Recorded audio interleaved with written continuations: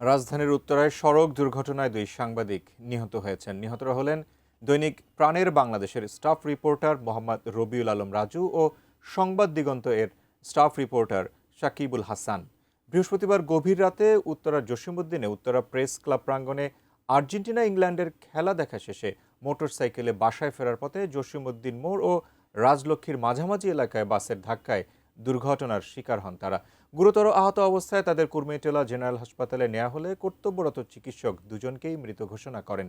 আইন শৃঙ্খলা বাহিনীর পক্ষ থেকে জানানো হয়েছে, সংশ্লিষ্ট বাসটি শনাক্তে কাজ করছেন তারা। শনিবার উত্তরা প্রেস ক্লাবের নির্বাচনে সাংগঠনিক সম্পাদক পদে সাকিবুল হাসান ও সমাজ কল্যাণ সম্পাদক পদে রবিউল আলম রাজু নির্বাচনে অংশগ্রহণ করার কথা ছিল।